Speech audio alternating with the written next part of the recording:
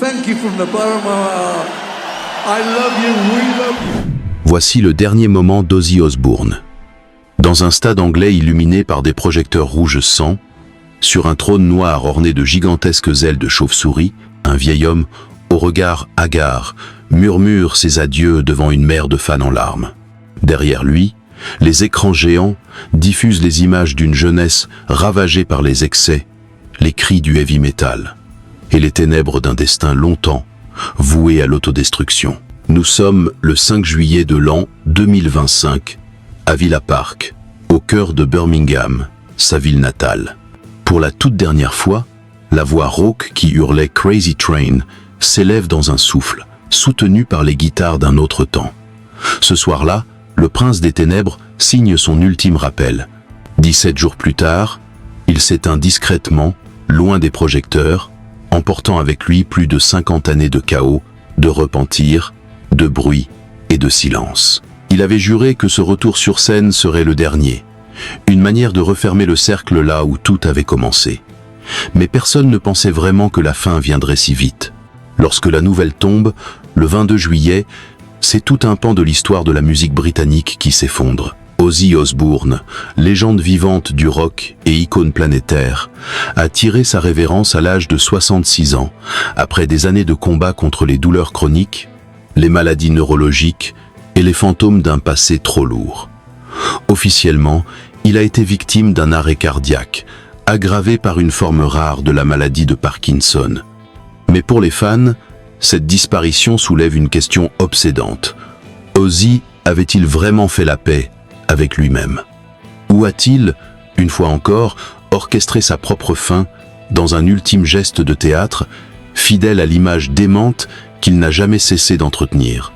Car derrière les maquillages noirs, les croix inversées et les hurlements sataniques, il y avait un homme brisé, un enfant de Birmingham élevé dans la pauvreté, un survivant des années noires du rock. Un homme qui a mordu la tête d'une chauve-souris sur scène, qui a insulté la reine, qui a été banni de plusieurs villes, mais qui a aussi versé toutes les larmes de son corps après la perte de ses amis, de sa santé, de sa dignité parfois. Ozzy était tout cela à la fois. Une légende, un scandale ambulant, mais surtout une énigme humaine. Et c'est cette énigme que nous allons tenter de percer, en retraçant les dernières semaines de sa vie, en revisitant ses choix, ses démons, ses regrets. Car l'histoire d'Ozzy Osbourne n'est pas seulement celle d'une rockstar, c'est celle d'un homme qui, jusqu'au bout, a refusé de mourir dans le silence. Tout au long de cette vidéo, nous allons découvrir ce que les caméras n'ont jamais montré. Les hésitations derrière le rideau, les douleurs cachées sous les blousons de cuir, les adieux étouffés par le vacarme du show.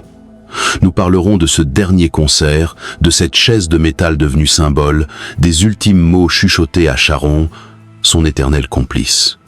Nous reviendrons aussi sur les épisodes les plus sombres de sa carrière, les crises, les agressions, les humiliations, les aveux. Et puis, il y aura ce détail, ce minuscule détail qui a échappé à tout le monde, mais qui, une fois révélé, change notre regard sur ce final.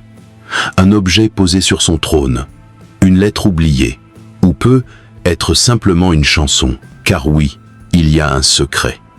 Une vérité que personne n'a osé formuler à voix haute, une certitude qui flotte dans les coulisses de cette dernière nuit à Birmingham. Et si Ozzy Osbourne, en tirant sa révérence sous les ovations, avait aussi prévu sa propre sortie du monde? S'il avait mis en scène sa disparition comme on termine un opéra gothique, dans une note si grave qu'elle résonne encore dans les âmes de ceux qui l'ont écouté un jour? Ce que nous allons vous raconter dépasse la simple biographie. C'est une descente dans les entrailles d'un mythe, là où l'ombre côtoie la rédemption, où la folie devient une forme d'art, et où la fin devient le point culminant de toute une vie. Avant de devenir une figure sombre du rock mondial, Ozzy Osbourne n'était qu'un gamin de Birmingham, né le 3 décembre de l'an 1948, dans un quartier ouvrier battu par la pluie et le chômage. Fils d'un fabricant d'outils et d'une ouvrière d'usine, John Michael Osbourne grandit dans une maison modeste où l'on partageait la salle de bain avec 6 enfants et des rêves bien trop grands pour les murs étroits. L'école n'était pas un refuge mais un supplice. Et l'adolescence découvre tôt des troubles d'apprentissage, ce qu'on n'appelait pas encore dyslexie.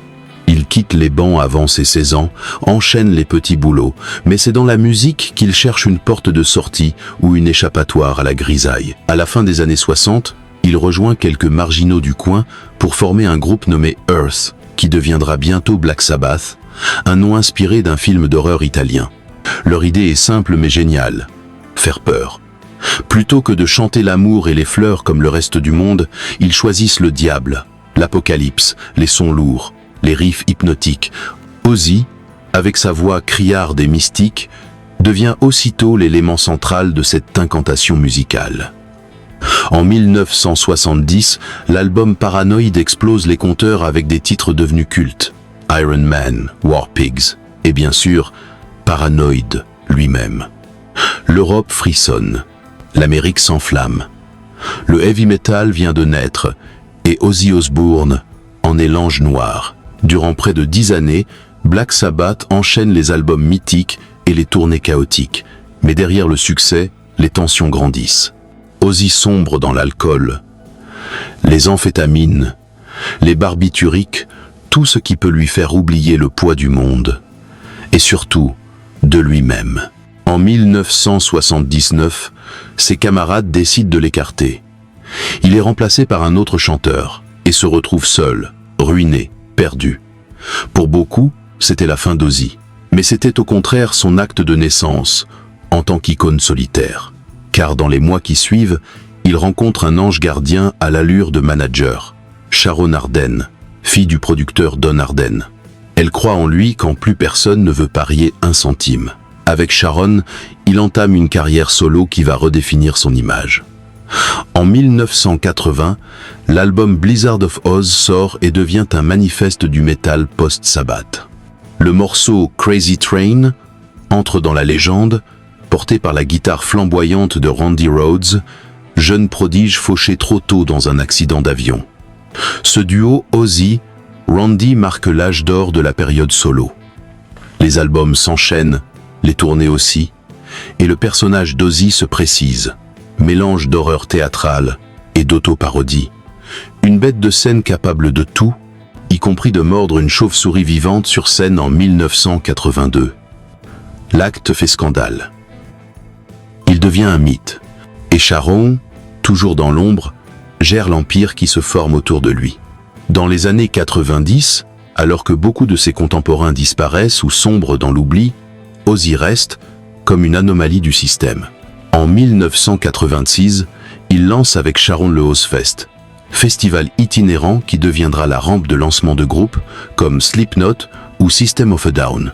Il devient une institution, un parrain du métal, une figure paternelle tordue, mais respectée. Puis vient le choc des années 2000.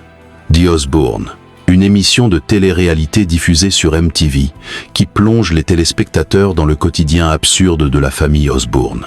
On y voit Ozzy perdu dans sa cuisine, peinant à trouver ses chaussons, balbutiant des phrases incompréhensibles loin de la terreur scénique qu'il fut. L'émission cartonne. Elle bat tous les records d'audience. Et d'un coup, Ozzy devient un personnage de sitcom malgré lui. Un clown attendrissant, un papa gothique. Mais derrière les caméras, la réalité est bien moins drôle. Le corps d'Ozzy est meurtri, usé par les années d'excès. Les chutes, les opérations, les douleurs chroniques le poursuivent. En 2020, il annonce publiquement être atteint d'une forme avancée de la maladie de Parkinson. Cela faisait pourtant 17 ans qu'il vivait avec ce diagnostic sans rien dire.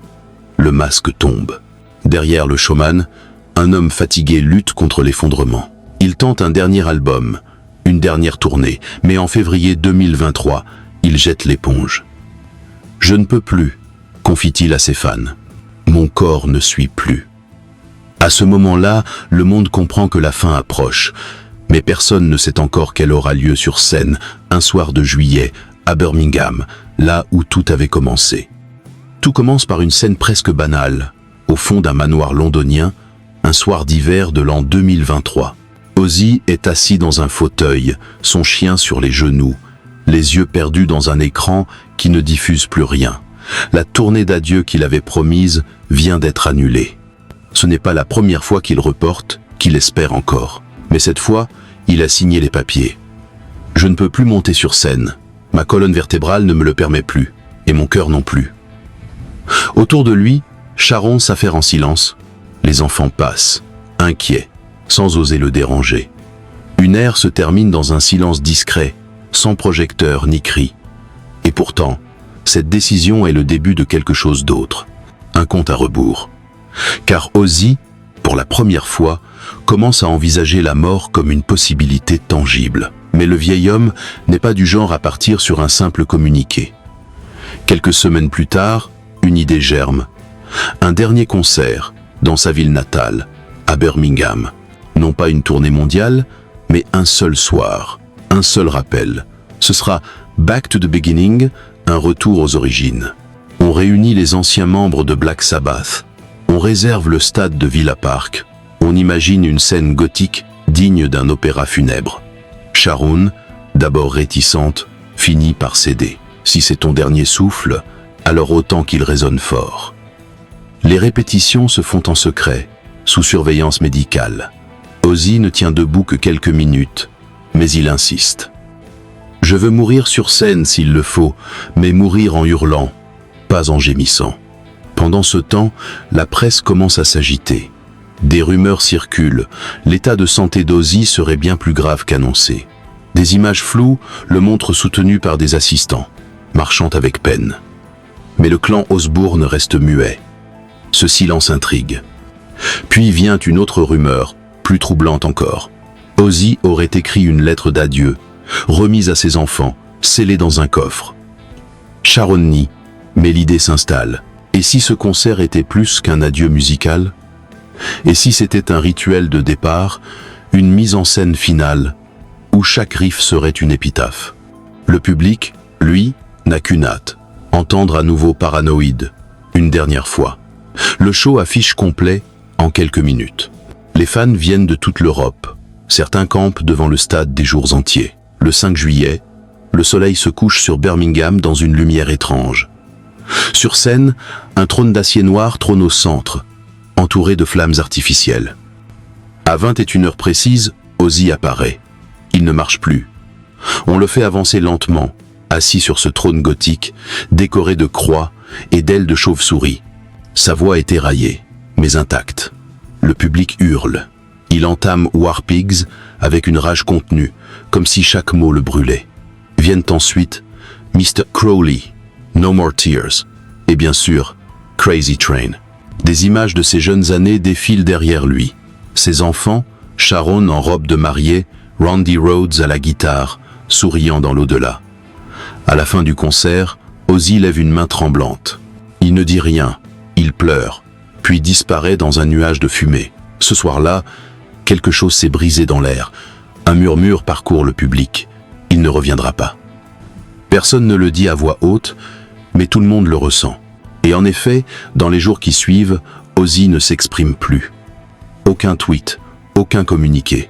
Il se retire dans sa maison, refuse les visites. On dit qu'il dort beaucoup, qu'il ne parle plus que par bribes. Sharon organise discrètement une équipe médicale permanente. Les enfants, eux, viennent en silence, un à un, poser leurs mains sur son épaule, lui dire ce qu'ils n'ont jamais osé formuler. Et puis, le 22 juillet, aux premières heures du matin, un médecin constate l'arrêt du cœur. Ozzy s'est éteint sans bruit, comme une chandelle trop vieille. La nouvelle est confirmée à midi par la famille. Notre bien-aimé Ozzy est parti en paix, entouré de ceux qu'il aimait. Mais un détail trouble les plus attentifs. Dans la loge de Villa Park, quelques techniciens trouvent une enveloppe oubliée, glissée sous le trône de scène. Elle est adressée à « Mes démons et mes anges ». Dedans, une page griffonnée à la main. « Je suis né dans le bruit, j'ai vécu dans le chaos, je veux partir dans le silence ». La lettre est authentifiée mais jamais rendue publique. Sharon refuse d'en dire plus. Ce geste mystérieux devient rapidement une légende.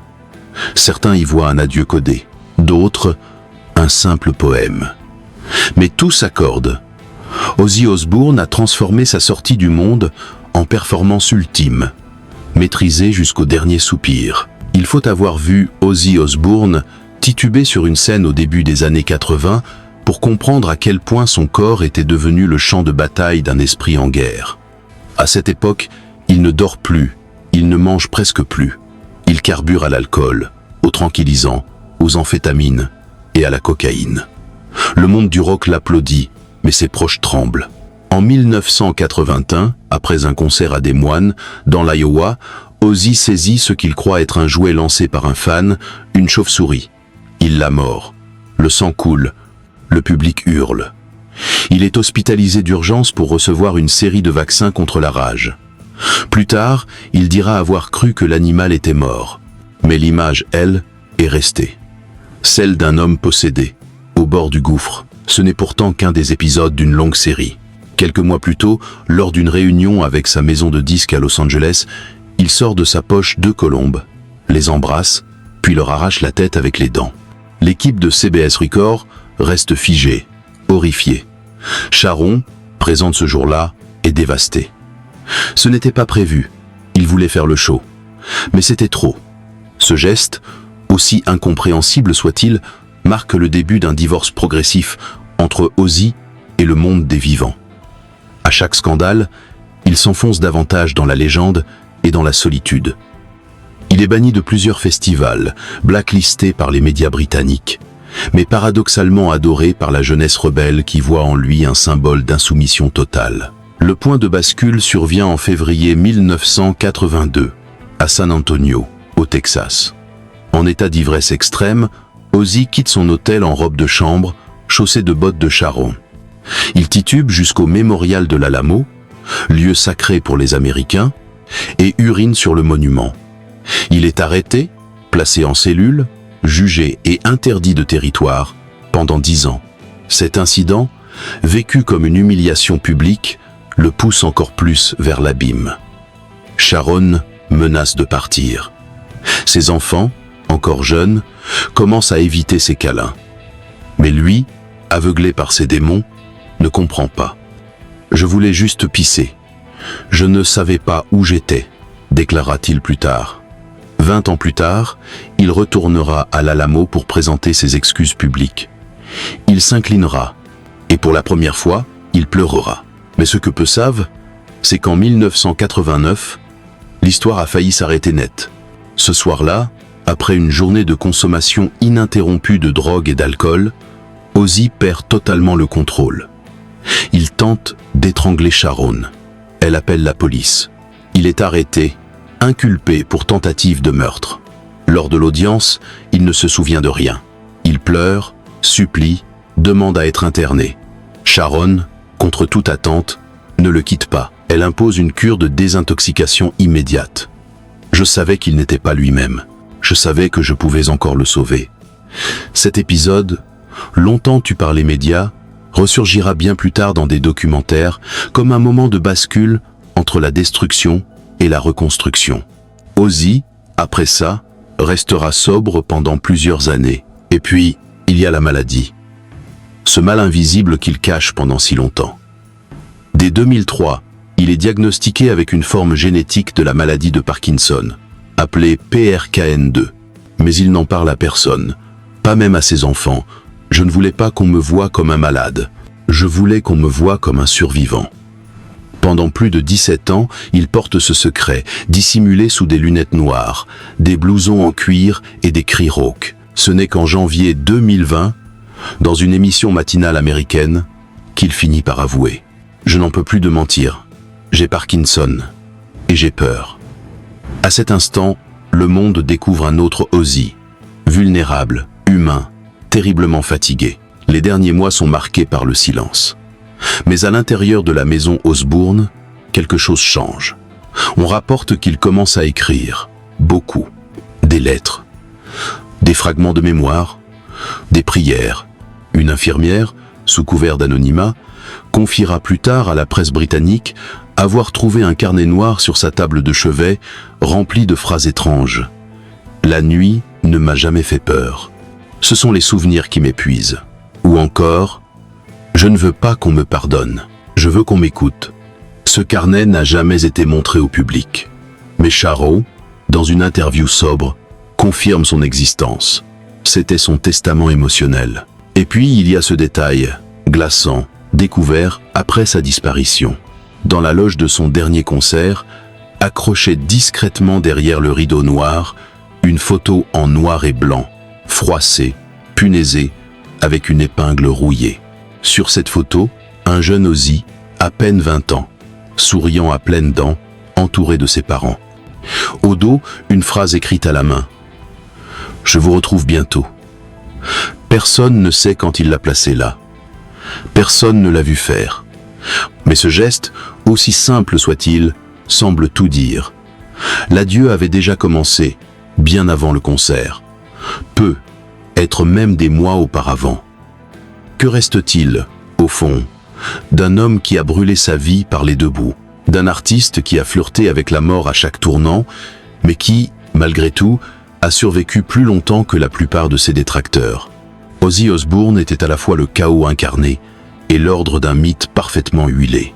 Derrière les hurlements de studio et les concerts enflammés, il y avait un silence bien plus fort, celui de l'homme qui s'interrogeait chaque jour sur le sens de son propre rôle. Était-il réellement fou ? Ou jouait-il seulement le fou que le public exigeait ? L'histoire ne le dit pas clairement. Mais une chose est sûre. Ozzy n'a jamais cessé de faire de sa vie un théâtre, et de sa chute, une montée en puissance. Ce qui frappe, c'est cette étrange capacité à incarner à la fois le ridicule et le sacré.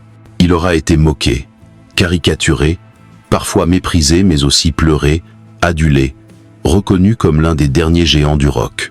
Son entrée au Rock and Roll Hall of Fame, son étoile sur le Walk of Fame, ses concerts sold out jusqu'à la fin, tout cela montre que le public n'a jamais réellement détourné le regard.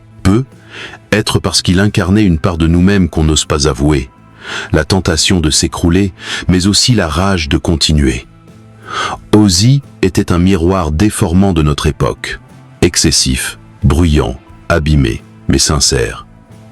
Et c'est sans doute cette sincérité-là, plus que les albums, plus que les excès, qui lui a valu l'amour d'un public intergénérationnel. Alors, que penser de cette fin si théâtrale, de ce dernier concert à Birmingham, de cette lettre oubliée sous un trône de métal? Était-ce un au revoir planifié, ou une coïncidence tragique? Avait-il orchestré son départ ou seulement accepté l'inéluctable avec panache? Chacun y verra ce qu'il veut, mais ce que nous retiendrons, c'est qu'Ozzy Osbourne a vécu comme il est parti, dans une forme de poésie noire, entre le bruit et le silence, entre la vie brute et la mise en scène ultime. Et vous, qu'en pensez-vous? Ce destin aurait-il pu être différent? Ou était-il écrit, depuis le tout début, que le prince des ténèbres s'en irait dans un dernier hurlement devenu murmure? Certains adieux sont faits de larmes, d'autres de cris. Celui d'Ozzy Osbourne fut fait de silence. Un silence étrange, presque solennel, qui s'est abattu sur la ville de Birmingham le jour de ses funérailles. Le 30 juillet de l'an 2025, une procession lente traverse les rues humides du quartier d'Aston. Des fans, jeunes et vieux, certains habillés de noir, d'autres en t-shirt Black Sabbath usés par le temps, se tiennent debout sur les trottoirs, la main sur le cœur. Il n'y a pas de musique, pas de spectacle. Juste cette émotion suspendue, comme si chacun avait compris qu'il assistait à la fin d'un chapitre dont on ne pourra jamais vraiment tourner la page. Au passage du corbillard, un enfant brandit une pancarte. « Merci pour le bruit ». Une vieille femme pose une rose noire sur le trottoir. Dans les regards, il n'y a ni voyeurisme, ni curiosité. Seulement du respect. Car Ozzy, dans ses excès comme dans ses silences, a touché quelque chose d'universel.